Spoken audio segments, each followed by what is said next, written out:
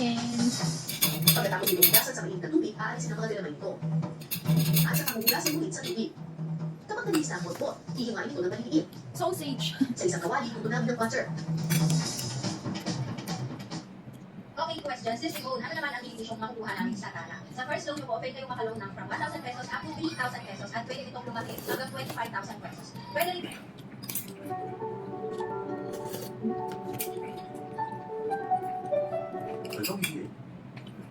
At ihisa ang bawat. Kapag golden brown na ang mga sangkap, pwede na nilagay ang bot-bot. Sunod na ilalagay ang suka, black beans, paminta, dahon ng laurel, oyster sauce. At saka iubos ang gata.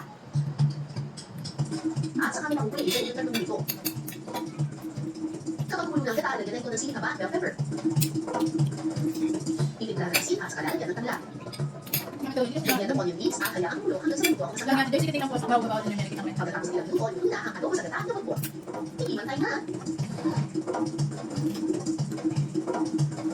Hindi mo lang appetizing tingnan, pero baka naman masarap. Ano diba? Ano? Hindi natin ito. Uy, ano ba? Ano laking? Ano naman dalay ka? Parang siyang laking. Pero may konting aftertaste, may konting lansa.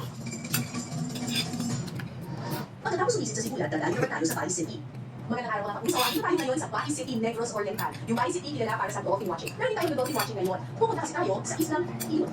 Ang tawag sa islang yan ay Olympia Island. At sa Olympia, merong himala. Walang himala, pero sa Olympia meron. Meron kasi dito, Miracle Hole. Kung daw sa punta sa yun, may mahuhuli ng mga isla, specifically, maya-maya. Ito kaya himala. Magpunta na tayo sa Olympia para malaman yan. Let's go!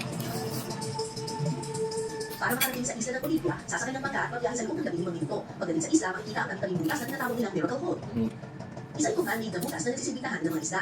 Kada butas may mga artificial corals na mula sa mga recyclable materials tulad ng hulog ng sasakyan. Umaabot ng 4 hanggang 5 dalampatan ang lalim ng mga butas na ito. Bukod sa hindi namin naabutan ng low tide, tila hindi nakisama ang panahon ng pagpunta kami sa lugar. Maulan, kaya mataas na ang tubig. Explain lang bakit sila gumagawa ng Miracle Hole dito.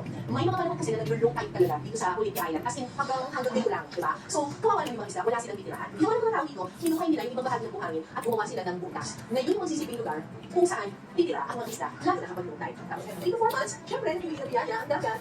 Pupunta tayo sa butas, nakakapatay ng mga mamamaga. Para makamit ang isla, kailangan alisin lahat ng artificial corals na ilalagay sa Miracle Hole. Alam, may tulog! Ang galing niya ang tulog! Kailangan mag-ingat dahil may mga tuyog na masakit kapag natusok ka. Ano ka rin? Pure. Ano kayo ito? So, ang ginagawa nila ngayon ay tinatanggal nila yung mga Kasi ba ng kalat yung lang doon? ano, sa mga tulog, mga kawali na nandun sa loob ng lampak para mamaya kung isda nila ang makuha natin. Ano ba makakalit? Pati ikaw nakakalit? Ano may gulong na? Ang pagtanggal ng mga artificial corals, maaaring ng isang oras. So, natanggal na nila lahat ng mga obstruction, yung mga gulong, yung mga bato, tsaka yung mga tuyog, yung sa loob ng butas. Ang ginagawa na ngayon ay pinapaliit na yung lambat para hihilahin natin siya sa mas mababaw kung kundi marami makuha isda dun sa lambat. Tignan natin kung may nahuli tayo. May nakana. Oh, butete. May nahuli tayo butete. Pamper fish. Butete. Ay, ay, ay! Di ba pinalason yan? Ay, tuyog. Bakit? Saka nangangagat ng pamper fish. Ano to eh? Pag suppose, pag hindi ka marunong mag... Ano sa kanya? Yan yung mga tinis. Bukod sa pufferfish, baha-baha at dilis, nakakuha rin tayo ng maya-maya. Ang maya-maya, perfect ingredient para sa dish na soup to kit. Meron tayo dito, maya-maya. At kasama ko dito, si Chef Eric.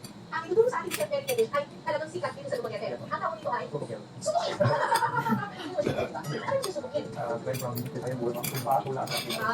So ito, tatlong dishes in one meal. Gagamitin natin ng maya-maya, isusuba, inutola, at ikikilo. Okay, pero gawin natin. Sure ka lang ako. Una muna lalagyan ng asin ng maya-maya. Ipapalaman sa tiyan nito ang onion leaves, kamatis, sibuyas at uyak. Saka ito ihawin. Pag sa Luzon, ang tinola usually manok. Pero dito sa Visayas, pag sinabi tola, isda, isda. Sa isang kawali, maglalagay ng tubig. At saka ilalagay ang maya-maya at kamatis. Kaya, tas luya. Tanggal lansa lang. At tanggal ng lansa. Sunod na ilalagay ang sibuyas at saka ito pakukuluan. Habang hinihintay kumulo ang tola, gagawa naman tayo ng kinaw. Alam mo, no? Tatlo agad na magagawa natin. Ano po ito? Bungot? Para saan ito? Ah, pagkawa natin sa. So, ganyan din mo siya dyan. Balasa nito. Papakla? Masarap talaga siya. Sa isang bowl, ilagay ang mga iniwang maya-maya, kamatis, sili, pipino, at sibuyas. Ano po? Oo.